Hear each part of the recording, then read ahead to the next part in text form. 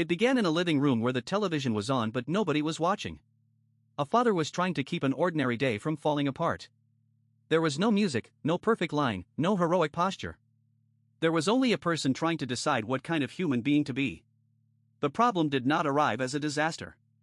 It arrived as a pause at the table, a letter folded twice, a door closed too softly, a look that stayed on someone's face 1 second too long. In families, the deepest trouble often enters quietly because everyone is trying to protect everyone else.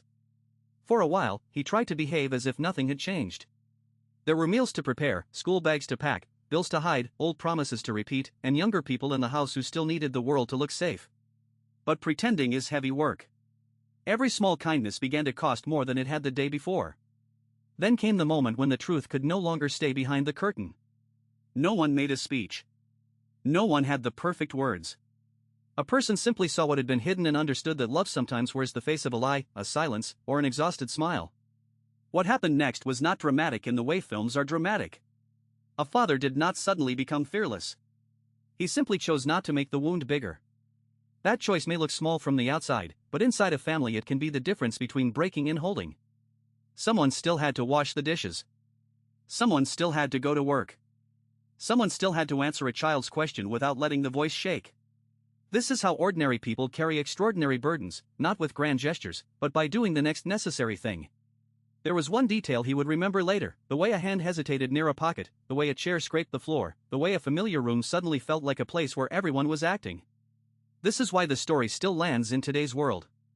So many families look perfectly normal from the street, yet inside the house there may be debt, illness, distance, grief, immigration pressure, aging parents, anxious children, or two adults who no longer know how to ask each other for help. Modern life trains people to explain everything quickly, to judge quickly, to post quickly. But a family is not a comments section. A family is where people often hurt each other precisely because they are tired, scared, and too close to hide. The story asks for a slower kind of judgment. Before calling someone weak, dramatic, cold, or dishonest, maybe ask what fear they were carrying and what they were trying to protect. This is why the story does not feel old, even if the setting may belong to another time. The costumes change, the technology changes, the cities change, but the human problem remains recognizable. People still want to be understood before they are judged. They still want a second chance without being reduced to their worst mistake. They still want love that does not turn every weakness into evidence against them.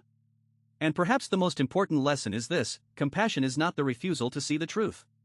Compassion is seeing the truth clearly and still refusing to destroy a person with it. Maybe that is the quiet power of the whole thing. Life gives people impossible days, and some of them still manage to answer with mercy.